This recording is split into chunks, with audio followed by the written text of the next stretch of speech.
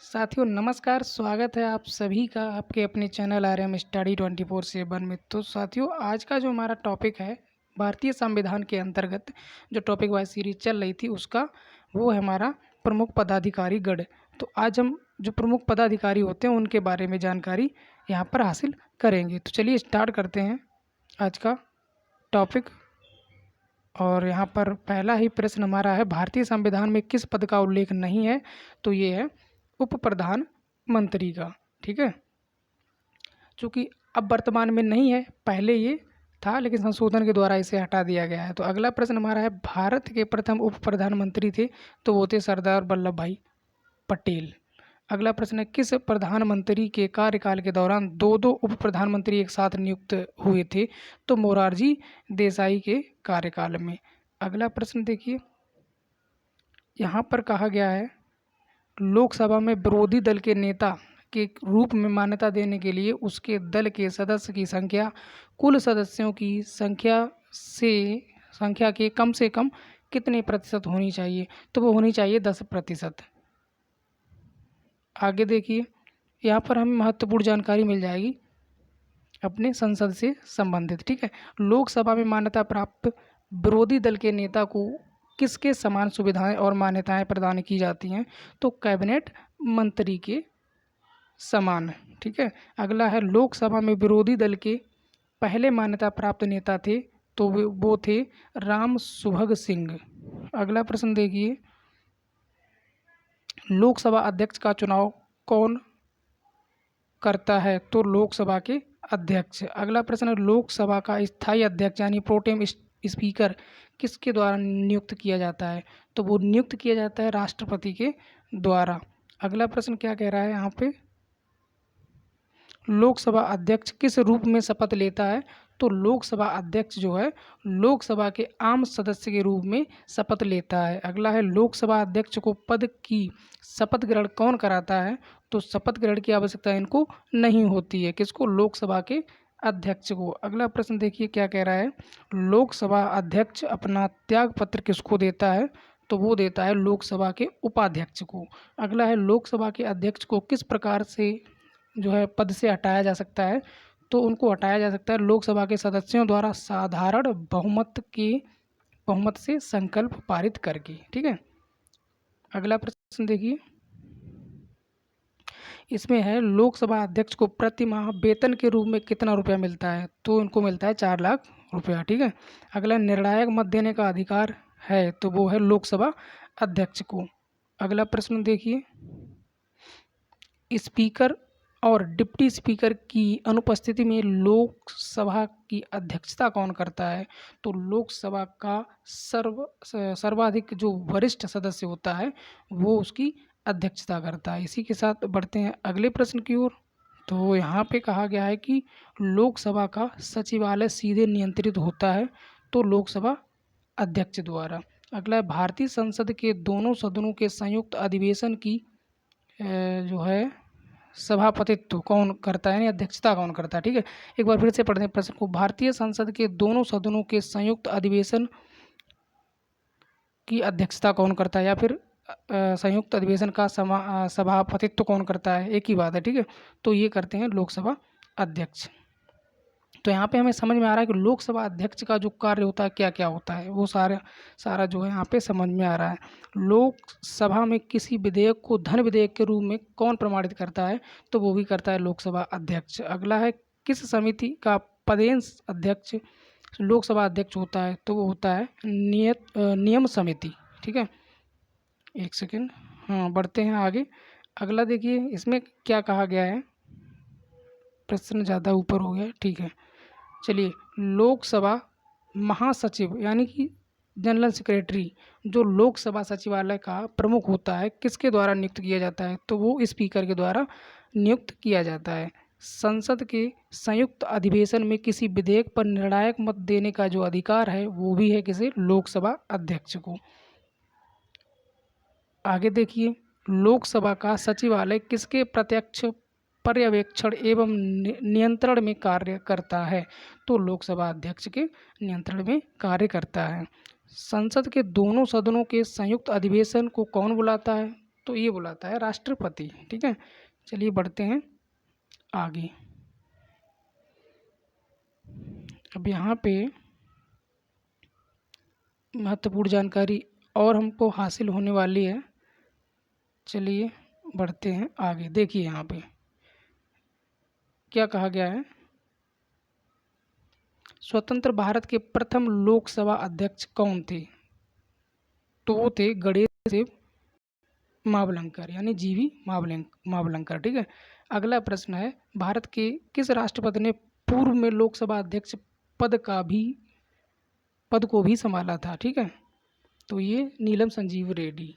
एक बार फिर से पढ़ते हैं प्रश्न को, भारत के किस राष्ट्रपति ने पूर्व में लोकसभा अध्यक्ष का पद भी संभाला था? ठीक है, ये नीलम संजीव रेड्डी। अब बढ़ते हैं आगे। इसमें कहा गया है, प्रथम स्पीकर जिसके खिलाफ लोकसभा में अविश्वास प्रस्ताव लाया गया था वो कौन थे? तो वो भी थे जीवी मावलंकर। ठीक है, अगला लोकसभा के पिता के रूप में कौन जाने जाते हैं? तो वो भी जाने जाते हैं जीवी मावलंकर। ठीक है, इसके बाद ब्रिटिश परंपराओं के अनुरूप किस लोकसभा अध्यक्ष ने सर्वप्रथम अपने दल की सदस्यता त्याग दी थी? तो ये जो हैं थे नीलम संजीव रेड्डी। ठीक है, बढ़ते हैं आगे। अब यहाँ पर देखिए क्या कहा गया है, लोकसभा के प्रथम उपाध्यक्ष कौन थे? तो ये थे अनंत शयनम अयंगर। अगला प्रश्न है, अपने पद पर रहते हुए दिवंगत होने वाले प्रथम लोकसभा अध्यक्ष कौन थे? तो ये थे जीएमसी बालयोगी।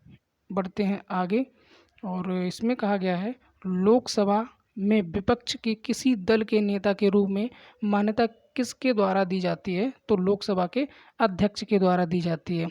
आगे कहा गया है, अध्यक्ष तथा उपाध्यक्ष की अनुपस्थिति में सदन का कार्य सुचारू रूप से चलाने के लिए अध्यक्ष द्वारा कितने सभापतियों की एक नामावली तैयार की जाती है? तो वो है 6 सदस्यों की एक नामावली। ठीक है, इसके बाद आगे क्या कहा गया है, इसमें है लोकसभा अध्यक्ष अपना इस्तीफा भेज सकता है। तो वो किसको? उपाध्यक्ष को। अगला है, लोकसभा अध्यक्ष को उसके कार्यकाल की समाप्ति के पूर्व पद से हटाया जा सकता है। तो यदि लोकसभा इस आशय का प्रस्ताव पारित कर दे तब। ठीक है, अगला है, भारत सरकार का प्रथम विधि अधिकारी कौन होता है? तो याद रखना दोस्तों, बहुत ही इम्पोर्टेंट प्रश्न है ये। तो ये जो प्रथम विधि अधिकारी होता है ये होता है भारत का महान्यायवादी। अगला देखिए क्या है, भारत के अटॉर्नी जनरल यानी महान्यायवादी की नियुक्ति कौन करता है? तो वो करता है राष्ट्रपति। अगला प्रश्न, भारत सरकार को कानूनी विषय पर परामर्श कौन देता है? तो वो भी देता है जनरल अटॉर्नी यानी कि महान्यायवादी। आगे बढ़िए, अब देखिए जनरल जो है अटॉर्नी के बारे में सारे प्रश्न यहाँ पर आ गए हैं। भारत सरकार का मुख्य विधि परामर्शदाता भी होता है कौन? वही जनरल अटॉर्नी। ठीक है, अटॉर्नी जनरल ऑफ इंडिया मतलब महान्यायवादी। अगला प्रश्न, वह व्यक्ति कौन है जो संसद सदस्य नहीं होता है लेकिन जिसे संसद को संबोधित करने का अधिकार होता है? तो वो भी होता है जनरल ऑफ अटॉर्नी यानी महान्यायवादी। ठीक है, बढ़ते हैं आगे।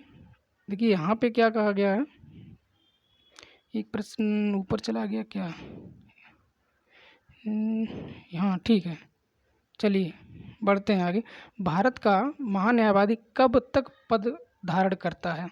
तो राष्ट्रपति के प्रसाद पर्यंत तक। ठीक है, जब तक राष्ट्रपति चाहे। अगला प्रश्न है, किसी संसद के दोनों सदनों में बोलने, अन्य कार्यवाहियों में सम्मिलित होने तथा किसी भी संसदीय कमेटी का सदस्य होने का अधिकार तो है, परंतु उसे वोट देने का अधिकार नहीं है। तो ये भी महान्यायवादी होता है। ठीक है, भारत का जनरल ऑफ अटॉर्नी। चलिए आगे देखिए, महान्यायवादी को प्रति माह कितना वेतन दिया जाता है? तो ये है 2,50,000 रुपये। अगला है, संविधान के किस अनुच्छेद के अंतर्गत राष्ट्रपति द्वारा भारत के महान्यायवादी की नियुक्ति की जाती है? तो महान्यायवादी की नियुक्ति जो की जाती है राष्ट्रपति के द्वारा, उसका जो विवरण है वो मिलता है अनुच्छेद 76 में। बढ़ते हैं आगे। यहाँ पर कहा गया है कि जिला कलेक्टर किस अधिकारी की अधीनस्थ कार्य करते हैं? तो जो जिला कलेक्टर हैं वो संभागायुक्त के अधीनस्थ रहकर काम करते हैं। अगला प्रश्न है, भारत सरकार का सर्वोच्च शासकीय अधिकारी कौन होता है? तो भारत के मंत्रिमंडलीय सचिव होते हैं। अगला प्रश्न देखिए, यहाँ पर कहा गया है मुख्य सतर्कता आयुक्त की नियुक्ति कौन करता है? तो वो करते हैं राष्ट्रपति। यानी जितने भी बड़े बड़े पद होते हैं इनको राष्ट्रपति द्वारा ही नियुक्त किया जाता है। तो चलिए ये ऑब्जेक्टिव प्रश्न है, देखिए इसमें क्या कहा गया है। भारत के महान्यायवादी के विषय में निम्नलिखित कथनों पर विचार कीजिए। चलिए ये कथन आपको पढ़ने और बताने कौन कौन से सही हैं या फिर सारे सही हैं या 2-3 सही हैं, ठीक है। कहा गया है कि वह भारत के राष्ट्रपति द्वारा नियुक्त किया जाता है। कौन? महान्यायवादी, ठीक है।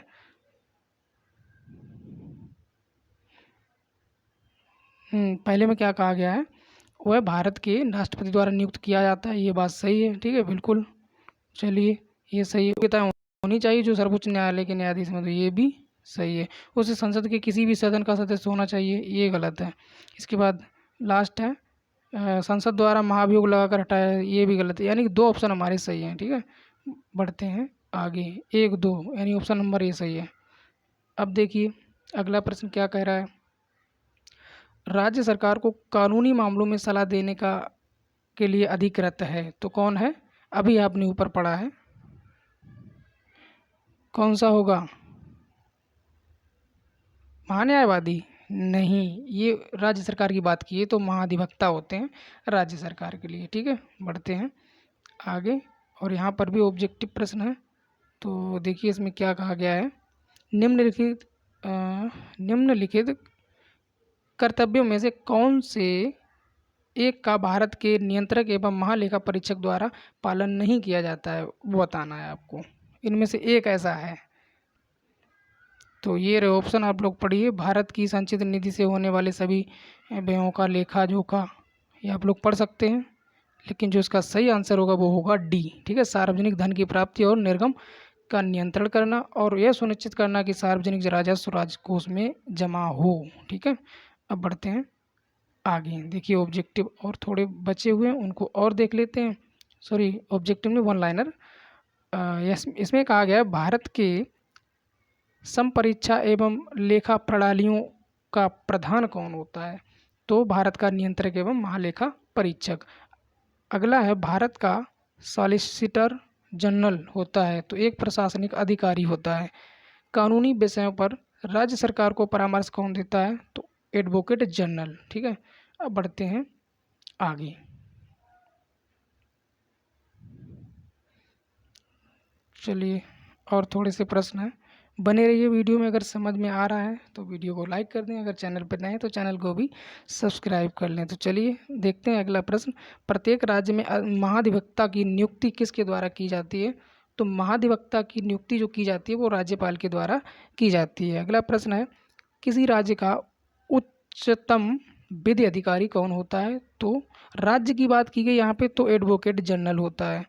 बढ़ते हैं आगे, अब यहाँ पे कहा गया है किसे राज्य विधानमंडल के सदस्यों की कार्यवाहियों में भाग लेने और बोलने का अधिकार है किंतु मतदान देने का अधिकार नहीं है? तो ये महाधिवक्ता को। अगला है केंद्र सरकार के व्यय को नियंत्रण करने की शक्ति किसमें निहित होती है? तो वो होती है नियंत्रक एवं महालेखा परीक्षक में। अगला है वह कौन सा अधिकारी है जो भारत सरकार के वित्तीय लेन देनों में लेखाकरण के लिए जिम्मेदार होता है? तो नियंत्रक एवं महालेखा परीक्षक, इसको कैग भी कहते हैं। अगला है भारत का नियंत्रक एवं महालेखा परीक्षक कैग है ना, यही मैं बता रहा था। इस किसके लिए मुख्य लेखाकार तथा लेखा परीक्षक के रूप में काम करता है? तो संघ तथा राज्य सरकार के लिए, ठीक है, ये काम करता है। इसके बाद लेखा परीक्षण का मुख्य उद्देश्य किसके व्यय पर नियंत्रण करना होता है? तो कार्यपालिका के व्यय पर नियंत्रण करना होता है। आगे इसमें कहा गया है कि भारत के नियंत्रण एवं महालेखा परीक्षक की नियुक्ति किसके द्वारा की जाती है? तो ये भी राष्ट्रपति के द्वारा की जाती है। यानी कि जितनी भी बड़ी बड़ी नियुक्तियाँ होती हैं वो सारी राष्ट्रपति के द्वारा ही होती हैं। अगला प्रश्न है कंट्रोलर एंड ऑडिटर जनरल सेवानिवृत्त होते हैं तो नियुक्ति के 6 वर्ष बाद या 65 वर्ष की आयु पूरी होने पर। आगे देखिए इसमें क्या कहा गया है। भारत के नियंत्रक एवं महालेखा परीक्षक की नियुक्ति संविधान के किस अनुच्छेद के तहत की जाती है? तो ये की जाती है अनुच्छेद 148 के अंतर्गत। अगला प्रश्न है, भारत के नियंत्रक एवं महालेखा परीक्षक को किस प्रकार पद से हटाया जा सकता है? तो उच्चतम न्यायालय के न्यायाधीश को पद से हटाने की प्रक्रिया की तरह ही है। ठीक है, समझ रहे हैं? यानी जैसे उच्चतम न्यायालय के न्यायाधीश को हटाया जाता है, उसी प्रकार नियंत्रक एवं महालेखा परीक्षक को भी पद से हटाया जा सकता है। अगला प्रश्न है, भारत का नियंत्रक एवं महालेखा परीक्षक अपना प्रतिवेदन देता है तो किसको देता है? राष्ट्रपति को देता है। और अगला है इसमें, भारत के नियंत्रक एवं महालेखा परीक्षक द्वारा प्रस्तुत प्रतिवेदन के आधार पर कौन समिति कार्य करती है? तो लोक लेखा समिति। देखिए, एक किसी अधिकारी को उठा करके उससे जितने भी प्रश्न महत्वपूर्ण बनते हैं सारे प्रश्नों को यहाँ पर लिया गया है। ठीक है, तो एक एक करके सारे अधिकारियों के कार्य समझ में आ रहे हैं यहाँ पे। अगला है,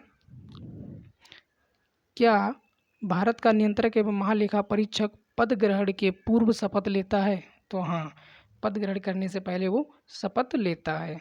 अगला है, किसकी नियुक्ति लोक धन के व्यय की निगरानी के लिए संसदीय प्रहरी के रूप में की जाती है? तो यही है हमारा नियंत्रक एवं महालेखा परीक्षक। अगला है, देखिए आज का अगला और अंतिम प्रश्न है, कौन भारत का कंसोलिडेटेड फंड का नियंत्रण यानी पर्यवेक्षण करता है? तो वो कौन करता है? भारत के नियंत्रक एवं महालेखा परीक्षक। तो देखिए, यहाँ पर जितने भी अधिकारी लिए गए थे और उनसे संबंधित जितने भी प्रश्न बन रहे थे सारे प्रश्नों को इस क्लास में कवर किया गया है। तो उम्मीद करते हैं क्लास आपको समझ में आई होगी। अगर कोई त्रुटि हो तो आप लोग कमेंट में बता सकते हैं, तो मैं जो है उससे सुधारने की कोशिश करूँगा। फिलहाल ये टॉपिक हमारा यहाँ पे होता है समाप्त, और जो अगला टॉपिक होने वाला है वो है संसदीय समितियाँ।